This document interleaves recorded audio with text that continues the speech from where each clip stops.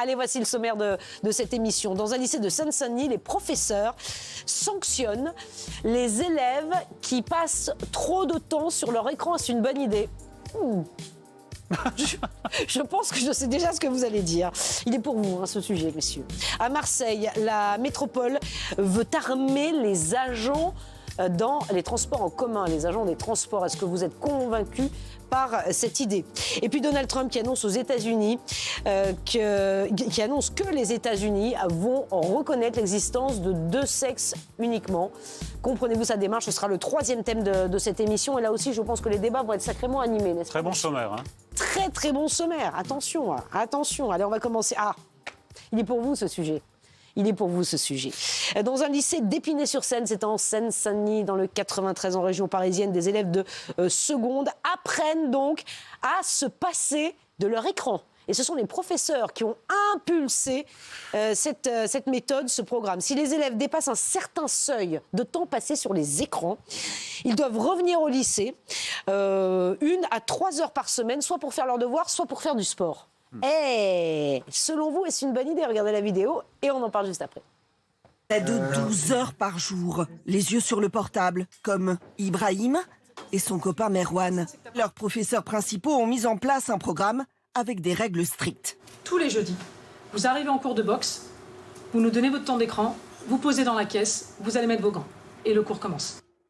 S'ils dépassent certains seuils, les élèves devront revenir au lycée 1 à 3 heures chaque semaine afin de récupérer à leur manière le temps d'écran.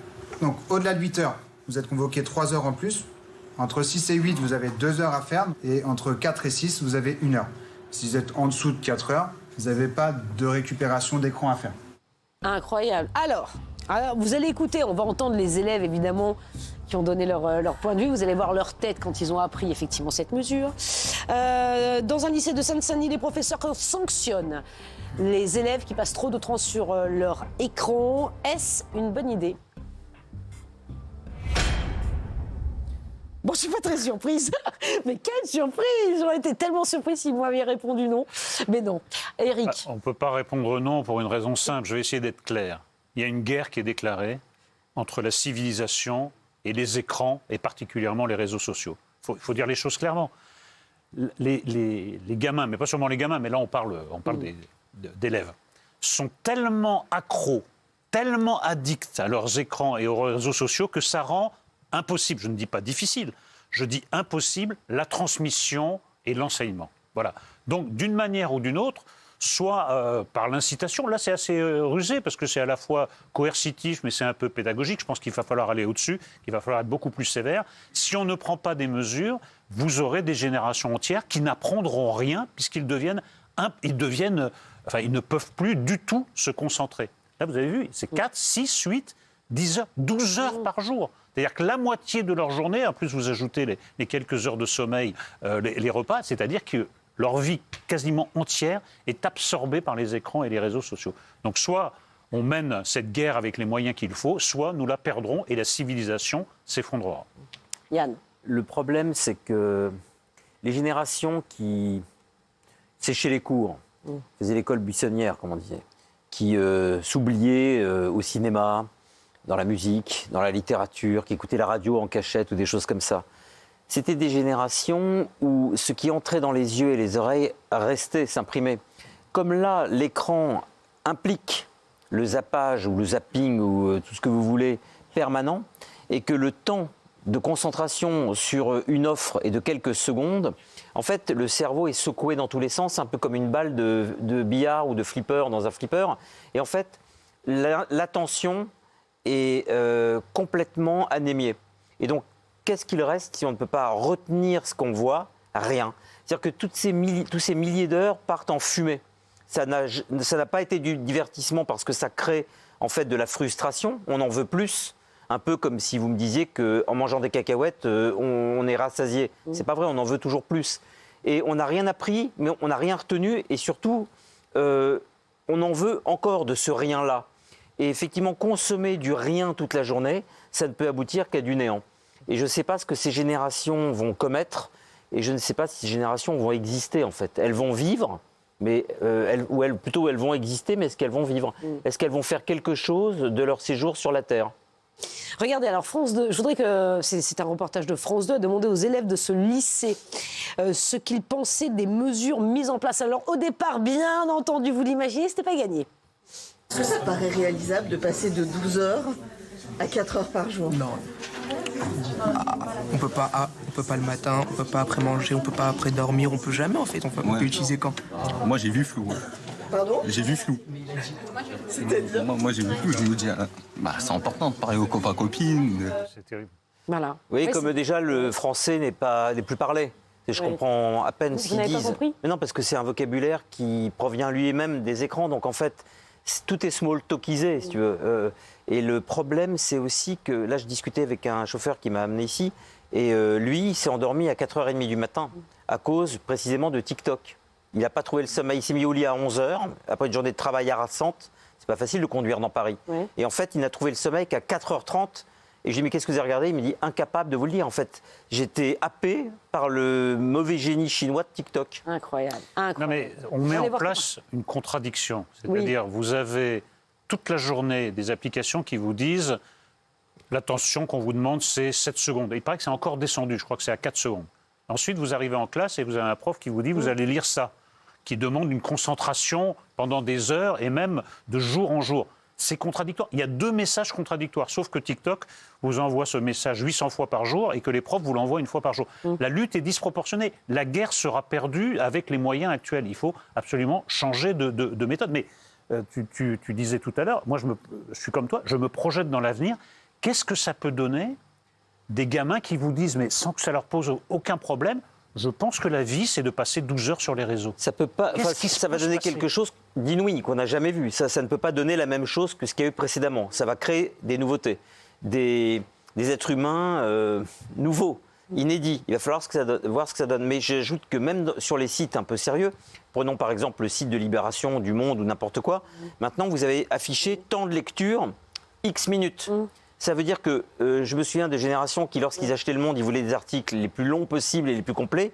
Maintenant, il y a quand même une sorte de concours de celui qui va faire l'article le plus dense, c'est-à-dire le plus court. C'est incroyable. Et vous avez vu les chiffres qui étaient affichés à l'écran, je trouve ça édifiant. 87% des personnes utilisent le portable dès le matin après le réveil. Oui. Donc c'est la première chose qu'on fait, on regarde le portable. Donc 81% le soir avant de s'endormir, très bien. Mais 66% pendant les repas. C'est triste ça. Vous voyez parfois des Quand familles... on déjeune seul, oui d'accord. Non, mais tout le monde a vécu ce que je veux raconter, là, c'est d'une banalité sans nom. J'ai vu la semaine dernière une famille, ils étaient 4, les 2 enfants avaient chacun leur portable et le couple aussi, et tout le monde était sur son portable et ils dînaient en même temps. vous avez vu ça où au restaurant? Oui, c'est pas qu'ils se parlaient pas, c'est qu'on est arrivé à un autre stade, ils ne se regardaient pas. Non, mais triste, hein, c'est incroyable. on peine à trouver les mots, mais c'est en train de tout ravager.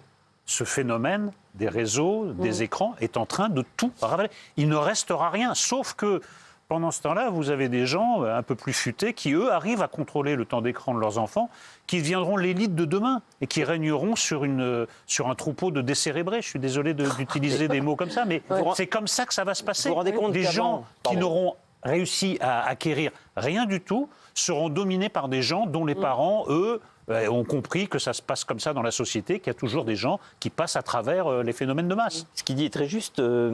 Par exemple, Bill Gates interdit les écrans à ses enfants. bien sûr. Et vous savez par exemple qu'il a raison, Eric, avant la compétition qui était déjà rude se faisait entre milieux sociaux inégalitaires où c'était les plus travailleurs qui l'emportaient. Ce qu'on appelait le mérite républicain, mais c'était un peu biaisé parce qu'il y avait des familles plus avantagées que d'autres. Eric a raison.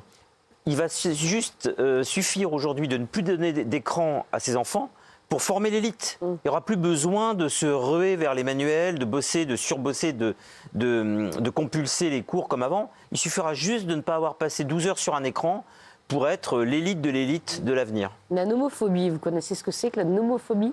C'est Ouais. la peur de... Non, c'est marrant parce que je suis sûre que le mot, vous ne l'utilisez pas, mais vous allez avec les racines latines retrouver ce que ça veut dire. Je suis sûre, vous êtes très fort. Homophobie? Non, Non? en l'occurrence. Non, nomophobie, c'est la peur. Regardez, c'est la peur d'être séparé de son téléphone mobile. Ah, c'est ça, oui. C'est une peur. Mais exactement, ça existe. Vous avez une angoisse. Oui. Quand vous avez perdu, vous avez mis votre téléphone quelque part, vous savez pas où il est. Voilà, ça suscite Mais des ça encore, angoisses. c'est un autre phénomène, parce que comme toute notre vie dans notre portable, je comprends. Oui, je suis d'accord. Mais de là à le consulter 12 heures, et même, je me rappelle on avait diffusé un autre reportage, il y avait une gamine, ça montait à 18 heures. Elle utilisait son téléphone 18 heures par jour. Donc c'est pas la même chose que l'angoisse de perdre son téléphone. La nomophobie, souvent, si vous voulez savoir si votre compagne ou votre compagnon vous trompe, il suffit juste de regarder sa tête quand il a perdu son portable et qu'il dit « j'ai retrouvé oui. C'est aussi un bon moyen de détecter... Non, mais... Ah bon attendez, tout le monde, moi, si je perds mon portable, je suis inquiète. Oui. Ça ne veut pas dire que j'ai une vie parallèle. Vous êtes inquiète. Mais moi, j'en connais certains dans mon entourage, s'ils perdent leur portable, ils ne sont pas inquiets. Ils sont en panique. Ah oui, c'est-à-dire que c'est la fin pour eux, quoi. Oui. Ah bon. C'est la fin des haricots. Ils peuvent déménager. Oui, c'est à ce point-là. Prendre leur clic et leur claque. Leur tic et leur toc. Leur tic et leur toc, oui. Et aller en Chine, à Shanghai ou à Pékin. Et certains élèves, vous allez voir, quand même ont reconnu, après cette expérience, qu'il y avait quand même du bon à ne pas passer sa vie sur les écrans. Regardez. Résultat, 3 semaines plus tard, Meïssa a baissé sa consommation de 2 heures par jour. 6h54, Meïssa. 6h54, c'est bien, t'as baissé, Meïssa. 5h29, t'as baissé. Tu continues, c'est bien. Tous les jeudis, comme prévu, relever des compteurs. Ok, ça a augmenté. Et une heureuse surprise. Depuis la rentrée, la moyenne de temps d'écran de la classe a baissé de plus de 2h30. Il y a des baisses drastiques là quand même. Oui, on est passé pour certains de 12h15 à 7h. On est passé pour d'autres de 14h à 3h. Enfin, il y a vraiment un gros effort de fait. Oui. Les chiffres sont hallucinants. Écoutez la réaction des élèves. Là, c'était les professeurs effectivement qui rendaient les bilans. Mais regardez ce que disent les enfants. Là, j'ai clairement laissé mon téléphone sur le côté. J'ai arrêté de l'utiliser. Je l'utilisais juste, mais quand j'en ai vraiment besoin et pas pour des futilités. Et du coup, je suis passée de 12h à 5h. J'ai divisé mon temps quasiment par 2. Et le temps que j'avais sur mon téléphone ce soir, les soirs, je fais de la boxe, on vient faire de la musculation ici, plein d'autres choses. Genre, je bouge plus. On vise les 5 heures. On vise les 5 heures, mais on verra après pour les 4 heures. Incroyable. La vérité, je vais dire quelque chose qui n'est pas du tout politiquement correct. Aucun enfant n'a besoin d'un téléphone portable. Point. Oui. Aucun enfant n'a besoin d'un téléphone portable. Ça ne se justifie pas, à part créer des paniques complètement artificielles si vous n'avez plus de nouvelles de votre fille ou de votre fils à 4h l'après-midi. Mais avant, il n'y a pas de portable, donc on n'était pas inquiet. C'est marrant, hein. C'est-à-dire que le fait d'en posséder crée de l'inquiétude, parce que si vous n'avez pas de nouvelles depuis 10 minutes de votre progéniture, c'est que vous pensez qu'il lui est arrivé quelque chose. En fait, aucun enfant sur cette terre n'a besoin d'un portable. C'est pas vrai. Les enfants, et au cas où il resterait en vous quelques bribes d'optimisme, il faut rajouter à tout ceci l'ordinateur et la console. Oui, voilà, bien sûr. Des temps qui s'ajoutent à ça. Ça, c'est le week-end plutôt. Voilà, ça, c'est le week-end. Voilà, comme ça, l'emploi du temps est ravagé du lundi au dimanche. Vous vous souvenez de ce sketch de Coluche sur son portable. Vous savez ce sketch de Coluche où il disait mon père il travaille à mi-temps, il travaille que le jour. Mais vous savez, parce qu'il était ouvrier. Là, c'est pareil. En fait, il s'amuse à mi-temps.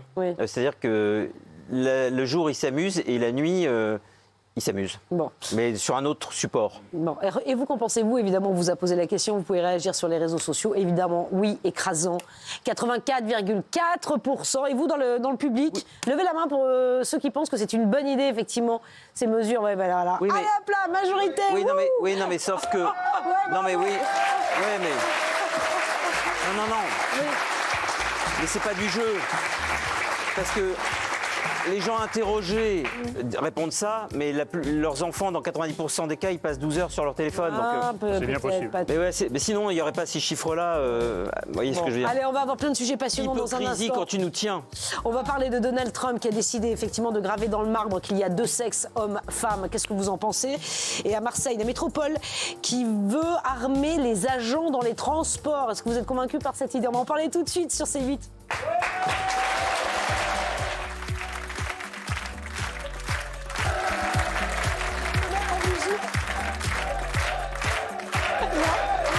Merci d'être avec nous, 18h21 est en direct. Merci et bienvenue à ceux qui nous rejoignent sur C8. On est avec Eric, avec Yann, avec le public et avec vous. Avec vous qui nous regardez tous les soirs. Et merci beaucoup. Oui. J'aimerais que d'aucuns, dans les parages, cessent de dire du mal d'un acteur immense. Lionel? Non, qu'est-ce qu'il a dit et cet acteur immense a pour nom Bernard Ménez, qui a fait des très grands films, notamment avec Luc Moulet ou Pascal Thomas, qui est un acteur exceptionnel. Parce que dans les milieux trufaldiens, on fait toujours des gorges chaudes pour Jean-Pierre Léaud, qui est un immense acteur. Mais le Jean-Pierre Léaud dissimulé dans l'histoire du cinéma existe aussi, il s'appelle Bernard Ménez. Ah bon? Et c'est un acteur de génie. Oui. Bon, mais Je il a fait voudrais de la lui rendre chanson, hommage. aussi. Oui, Jolie poupée, mais je parle de l'acteur. Ah! Non, mais ça. c'est un très grand comédien. Non, mais c'est vrai. Bah écoutez, bravo. Dans les Pascal Thomas, il est exceptionnel. vraiment. Exceptionnel. Ménez. Ah, et Lionel, il rigole là-bas. Non, mais, Ah oui, non, bah non, oui. mais là, non, mais là, ça va pas. je suis sérieux. Je pense qu'un jour à la Cinémathèque, il y aura une rétrospective Bernard Ménez. Bien sûr. D'accord. Il a fait des Ah, mais très c'est grands vrai. films. Eh ben, à mon avis, ça doit lui faire très plaisir s'il nous regarde que vous disiez ça, parce que c'est pas forcément l'image qu'on en a. C'est un immense acteur. Mais c'est vrai, c'est vrai. Voilà. Et c'est vrai, très hein. étrange d'ailleurs que ça soit pas plus répandu comme opinion. Dans Mais les années parce que, 70, oui. 80, il faisait beaucoup de films. Ah oui. Et il joue toujours juste. Non, mais il joue Et toujours. regardez, il extrêmement continue à rigoler, à ricadasser là-bas au fond là. Ah oui, mais- Si, on peut pas le faire sortir lui, ça marche pas. Non, mais c'est un Ça va immense pas aller. acteur. Ouais, c'est un immense acteur. Et on oublie, c'est vrai, souvent les films de Pascal Thomas, Chaud Lapin, etc., qui sont des grands films. Bon, bah écoutez, c'est dit. Bah écoutez, c'est bien. Vous avez. J'entends des upgradé ricanements dans le l'image public. de Bernard Ménez. Non, mais j'entends des ricanements dans le public, mais c'est simplement parce que les gens n'ont pas vu ces films de Pascal Thomas ou de Luc Moulet, qui sont vraiment Des des chefs-d'œuvre. grands films. Ouais. Bon. C'est vrai. Eh ben écoutez, c'est dit. Voilà, c'est dit. Allez, de quoi va-t-on parler dans un instant? On parlera de Donald Trump qui annonce effectivement Du que les côté d'Orwell. Je États-Unis. ne sais pas si tu l'as vu du côté d'Orwell. Ça vous dérange pas qu'on avance? Enfin, vous me le dites. Hein. On peut faire un débat sur Bernard Ménez si Non, vous mais du voulez. côté d'Orwell, t'as un chef-d'œuvre. D'accord. Pas vu. D'accord. Vous avez un extrait de la régie? Non. Alors, Donald Trump qui annonce que les États-Unis vont reconnaître l'existence de deux sexes uniquement. Est-ce que vous comprenez la démarche? On va en parler dans un instant. Il y a beaucoup de choses à dire. D'abord, à Marseille, la métropole veut armer les agents des transports. Est-ce que vous êtes convaincu par cette idée? C'est la présidente de la métropole d'Aix-Marseille qui a demandé au ministère des Transports de légiférer pour armer les agents de sécurité dans les transports en commun parce qu'ils n'arrivaient pas à se défendre. Armes non létales. Hein. Dans les oiseaux, il était bien aussi. Il va m'achever, en fait. Il veut ma mort. Vous voulez ma mort? C'est ça. Donc, armes non létales. Il s'agit d'agents de sécurité, non de contrôleurs. Voilà, on va regarder la vidéo et on va en parler juste après, si Yann veut bien. Ce réseau de transport en commun doit être le plus sûr de France. Les responsables marseillais donnent le ton et multiplient les dispositifs. En 2022, la métropole avait créé le GAP, le groupe d'assistance et de protection, des agents déployés sur le terrain et prêts à intervenir. Cette brigade sera désormais armée. La volonté que nous avons avec la présidente de la RTM, eh bien, c'est de protéger nos agents. Donc nous demandons à ce qu'ils soient armés. C'est magnifique, surtout à Marseille. Plus il y a la sécurité, plus ça vaut mieux. Les agents pourraient être opérationnels d'ici quelques semaines. Alors, à Marseille, la métropole veut armer les agents de transport. Est-ce que vous êtes convaincus par cette idée? Nous avons réfléchi, nous avons voté et... J'ai dit non comme vous, Yann. Incroyable. Cher Eric, vous trouvez que c'est une bonne idée? Oui, pour différentes raisons. D'abord, il y a, je crois que c'est notoire, un certain problème de sécurité à Marseille. Oui. Globalement. Pas qu'à Marseille. Pas qu'à Marseille, mais particulièrement à Marseille. On peut le dire. Je pense que les Marseillais nous approuveront. C'est pas quelque chose qu'ils souhaitent, c'est quelque chose qu'ils subissent. Ils aimeraient, croyez-moi, une ville plus sûre. Deuxième chose, je pense qu'à la mutation de la délinquance doit correspondre une mutation de la sécurité ou de la réponse à la délinquance. On ne peut pas réprimer la délinquance comme c'était le cas il y a 30 ans, 40 ans, puisque la violence est devenue l'hyperviolence. Il faut s'y adapter. Et ensuite, en tant qu'usager du métro parisien, je vois tous les jours des agents de sécurité armés d'armes létales. Hein. Ils sont armés de revolvers, les agents de sécurité. Oui, pas les contrôleurs, hein.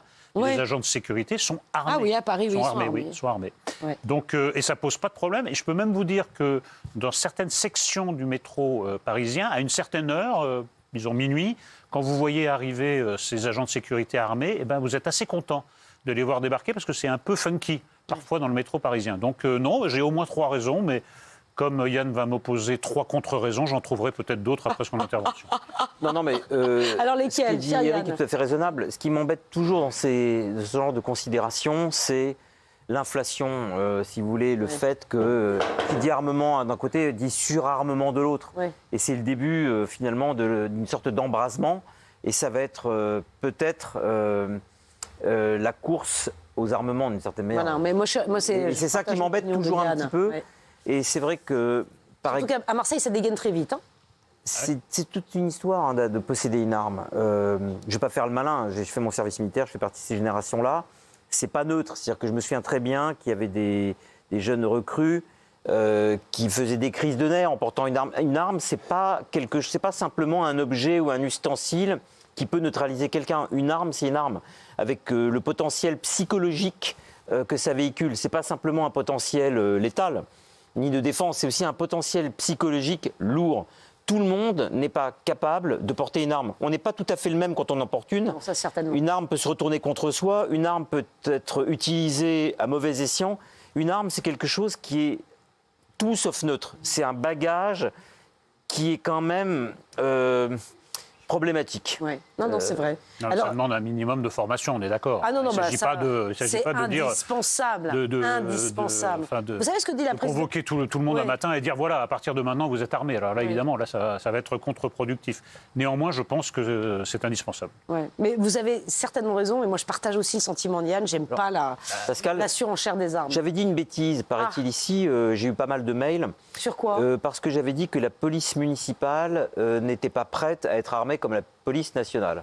Alors j'ai reçu beaucoup de témoignages, paraît-il que c'est une hérésie de dire ça, et qu'aujourd'hui la formation des policiers municipaux est tout à fait adaptée à la situation, donc je veux bien faire amende honorable. Bon, voilà. Et la présidente, mais c'est bien de le dire, mais la présidente de la métropole d'Aix-Marseille a précisé effectivement sa mesure. Elle a évoqué en effet son souhait de répondre au sentiment d'insécurité qui règne dans les transports en commun. C'est vrai qu'à Paris, les agents chargés de la sécurité à la RATP ont déjà des armes. Ça, je ne le savais pas. Vous voyez, je l'ai appris en préparant cette émission. C'est lourdement dissuasif parce que c'est des grands gaillards, lourdement armés. Moi, je vous dis que les voyous se tiennent à carreau quand ils voient débarquer une demi-douzaine de ces gaillards. Hein. Ouais. Non seulement pour leur carrure, mais parce que pour ce qu'ils portent. C'est-à-dire que leur présence... Et puis ça rassure. Il y a des coins du métro de Paris, quand la nuit tombe, écoutez, c'est pas très rassurant. Non, je suis d'accord. Vraiment. On a tous vécu des scènes où on est très peu nombreux dans le métro.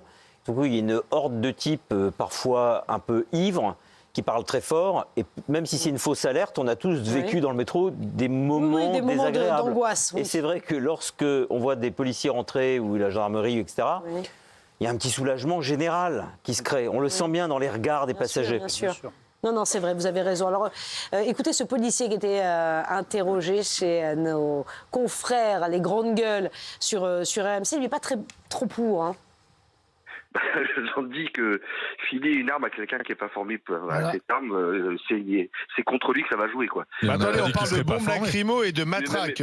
Mais même une bombe lacrymogène. Ah bon ? Il faut savoir que la lacrymogène, à la base, c'est un gaz qui est mortel. Hein. La concentration on peut former les gens. C'est pas non plus complètement impossible. Mais c'est pas impossible. Mais qui c'est qui va vouloir... Est-ce que tous les agents vont vouloir être armés, déjà ? Est-ce que... il va falloir sélectionner. Et d'ailleurs, le ministre des Transports, lui, est pour. Le ministre des Transports est pour. Ils sont là pour protéger les usagers et souvent se protéger, puisque je rappelle que très souvent, ils sont les premiers confrontés à des personnes qui souhaitent les attaquer directement. Donc c'est indispensable et c'est un des aspects de la proposition de loi de pouvoir leur donner ces pouvoirs. Une arme létale, mais une arme non létale comme les tasers par exemple. Ce sont des gens qui connaissent bien la procédure pénale, qui sont formés, qui ont une formation continue permanente et qui aident à notre sécurité. Ils doivent, dans le cadre d'un continuum de sécurité, pouvoir travailler avec la police nationale, la gendarmerie, les polices municipales et bien sûr la justice. Ouais. Le coup de la matraque, par exemple, je crois qu'Éric a dit quelque chose de très juste. C'est le gabarit qui compte. Parce que la matraque toute seule, c'est vous qui la prenez dans la figure. Oui. C'est-à-dire qu'il faut vraiment que ce soit des gens qui physiquement déjà n'aient pas besoin d'armes. Si en plus ils sont armés, tout va bien. Mais les petits gabarits, ça ne sert à rien d'être armé. C'est triste, hein, je veux dire, pour les gens non formés au maniement des armes. Vous vous souvenez de cette affaire-là, il y a un mois à Toulouse, là, ce chauffeur de bus qui avait... Oui. Oui, peut-être, je ne sais pas si on peut voir... Non, mais attendez, il a pris un jour de mise à pied, vous saviez ? Regardez juste la vidéo. Vous vous souvenez de ça ? J'ai pas le droit de te toucher. Alors tu sors, allez. Ah, pourquoi tu les sens pas? Tu les sens très vite, là. Là. Non, monsieur, c'est de la violence. Tu peux pas faire ça. Là. Mais non, c'est de la violence, monsieur. Je suis désolée. Alors tu dégages. Tu dégages. Allez. Par là, je te b***, ta mère. Voilà. Viens, je t'en Tu suis là? On partira pas tant qu'ils sont là. Je m'en bats les couilles. Je m'en bats les couilles.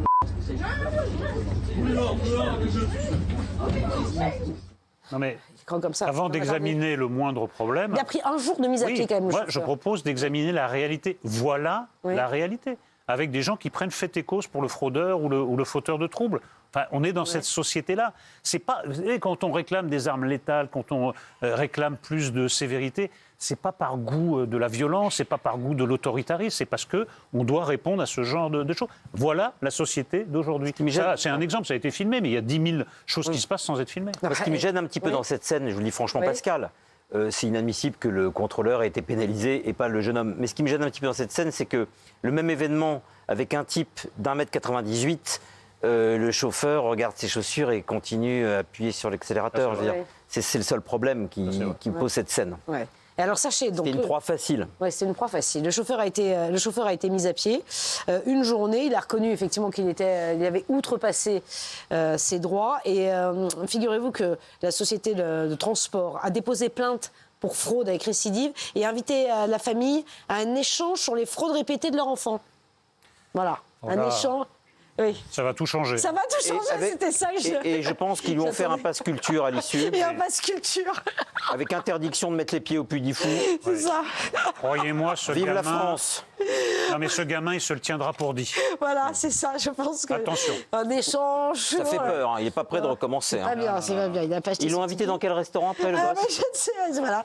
La suite de l'histoire, on en reparlera certainement dans une prochaine émission. À la Tour d'Argent. Allez, un mot quand même. Dites donc, on est un peu traînassé. Un mot sur la décision de Donald Trump. Hier, investiture donc de Donald Trump. Hier, Donald Trump qui a signé déjà bon nombre de décrets. Il a déclaré qu'à partir d'aujourd'hui, la politique officielle du gouvernement des États-Unis sera qu'il n'y a que deux sexes, un masculin, un féminin. Est-ce que vous comprenez cette démarche du président américain? Regardez la vidéo et on en parle juste après. Cette semaine, je vais également mettre fin à la politique du gouvernement qui porte sur les questions de genre. Nous allons forger une société qui ne connaît plus de couleur, une société de méritocratie. À partir d'aujourd'hui, la politique du gouvernement des États-Unis sera la suivante. Il n'y a que deux genres, hommes, femmes. Donald Trump qui annonce que les États-Unis vont reconnaître l'existence de deux sexes uniquement. Comprenez-vous la démarche? Éric. Je la comprends puisque nous sommes dans une époque où il faut rappeler des évidences. Vous voyez, ça vous trouble. L'évidence qu'en effet, qu'il n'y a que deux sexes, les hommes et les femmes. Un homme ne peut pas devenir une femme ne peut pas devenir un homme. Vous pouvez changer votre aspect avec différentes procédures. Changer de sexe aussi, c'est tout Non, à fait... mais vous pouvez, mais simplement, vos chromosomes ne passeront pas de chromosome masculin à chromosome féminin, ni inversement. Vos cellules resteront masculines, ne deviendront pas féminines. Donc, il n'y a que deux sexes. Bon. Après, il y a toujours eu des gens qui ne se sentaient pas à l'aise avec leur identité. C'est-à-dire un homme qui dit « moi, en fait, je me sens comme une femme », ou inversement. Il se lance dans des procédures assez lourdes, en général, à vos souhaits, Pascal, à base d'hormones, etc. Ça a toujours existé et ça ne posait pas de problème. Mais c'était marginal. Là, ce qui se passe, c'est que la marge devient le centre. C'est-à-dire qu'on demande à tous les gamins à 8 ans, mais t'es bien sûr, toi, que t'es un garçon? Vraiment, t'es sûr que toi, t'es une fille? Voilà. Mais ça, non, mais je trouve ça terrible parce qu'en plus, on leur demande à un âge où ils ne peuvent pas avoir un avis sur le sujet. Et surtout, le mouvement wokiste a décidé que l'identité sexuelle n'avait plus rien à voir avec la biologie et tout avec le social. C'est-à-dire c'est une construction. Si je suis un homme, si vous êtes une femme, en fait, ce n'est pas la biologie qui en a décidé. Vous pouvez vous-même changer cet état de fait quand vous le voulez et même revenir en arrière, redevenir une femme après que vous soyez devenu un homme. Donc, Trump, dont je ne suis vraiment pas un partisan, croyez-moi. Moi, je trouve qu'on a le choix entre le choléra wokiste et la peste trumpiste, donc c'est ni l'un ni l'autre pour moi. Mais simplement, il rappelle une évidence que des activistes ont essayé de battre en brèche. Voilà. Yann. Si je regarde exactement ce qu'il dit, il n'a rien contre les transgenres. Non. Il dit qu'on peut passer d'un sexe à l'autre, du moment qu'on puisse se stabiliser dans un sexe anatomique, dont j'avais déjà expliqué ici, qui ne coïncide pas toujours avec le sexe chromosomique. Il n'a pas dit... j'interdis qu'un homme devienne une femme et inversement. Il a dit qu'en fait, il n'y avait rien entre. Il y a homme et femme mais il n'y a rien entre. Il n'y a pas un quelque chose de non-genré entre. Ça me semble vital de le rappeler parce que, d'une certaine manière, moi, le wokisme, je le trouvais très sympathique quand il était ultra minoritaire, parce qu'il y a des gens qui sont concernés par tout ce que le wokisme défend. Mais quand le wokisme est devenu ultra majoritaire dans la doxa, j'ai été obligé d'en prendre le contre-pied, parce que quand quelque chose devient majoritaire, et aussi excessivement et aussi rapidement, mon devoir en tant qu'écrivain, notamment, c'est de m'en méfier le plus rapidement possible et le plus radicalement possible. Oui, c'est ça. Ce qu'il veut supprimer, c'est par exemple non-binaire. Oui. Je suis non-binaire, je suis ni l'un ni l'autre. Ce qui est une absurdité, pardonnez-moi, vous pouvez dire, moi je me sens... Mais biologiquement, vous êtes d'un sexe, sauf des cas extrêmement rares, vous êtes d'un sexe ou de l'autre. Donc là, cette mode, parce que ça devient une mode, en fait, le non-binarisme devient une mode. Quand on était gamin avec moi, si on voulait emmerder les aînés, on se mettait une épingle à nourrice dans le nez. Maintenant, on dit qu'on est non-binaire. Vous voyez, il y a un côté complètement adolescent qui n'est pas sérieux. Donc, il rappelle une évidence. Après, comme c'est Trump, ça pose un problème. Mais en fait, sur ce coup-là, il a raison. Et s'il dit demain que la Terre est ronde, je serai d'accord avec lui. Oui, c'est ça. Moi qui ne suis pas du tout trumpiste, pas pour un sou, mais les choses sont compliquées sur Terre, je trouve que son irruption à la Maison-Blanche, si on appelle ça comme ça, plus peut-être qu'une élection, vaut pour une seule chose. C'est que je sens les frémissements, même en France, d'un retour de bâton sur les âneries wokistes qui est vraiment... Qui va être trop loin, c'est-à-dire que c'est allé beaucoup trop loin. En fait, la révolution a mangé ses enfants. Ouais. Et si vous voulez, le problème du wokisme, c'est sa bêtise. Oui. C'est sa bêtise crasse. Les wokistes ne sont pas intelligents. Donc à force d'être inintelligents, ils ne peuvent pas être intelligibles. Ils ont été trop loin dans le délire et je trouve que ce retour de bâton va faire un bien fou à tout le monde, y compris au collabo, qui ont fait semblant de le soutenir. Je voudrais savoir ce que vous en pensez chez vous. On vous a posé la question. Bah oui, à 95,5%. Mais bon, c'est vrai. Non, mais c'est vrai que c'est évident. C'est bien qu'il y ait une minorité. Mais ça, non, mais c'est homme, femme, voilà. Bon, vous savez. Oui. Ce genre de majorité, en fait, ne veut rien dire, parce que dans certains milieux, ils continuent à être majoritaires, les wokistes, le milieu médiatico-intellectuel. Oui. Donc il y a un pouvoir de nuisance de ces gens-là contre le bon sens populaire. Il faut le dire aussi. C'est en train de se dissoudre doucement. Oui, vrai, et ça se sent, on sent les cendres. Oui. Je sais pas, je le renifle. Oui, vous reniflez ça. Dans 2 ans, c'est terminé. Dans 2 ans, c'est terminé. 2-3 ans, c'est fini, oui. 2-3 ans, les délires sont terminés. Bon, merci beaucoup. Et les femmes auront peut-être cessé d'être féministes pour être tout simplement des femmes. Oui. Parce que le féminisme ultra... Oui. Et peut-être aussi parfois un piège quand il va trop loin dans ses excès. Non, voilà, mais de toute manière, tous les excès sont mauvais. Merci beaucoup Cyril Hanouna.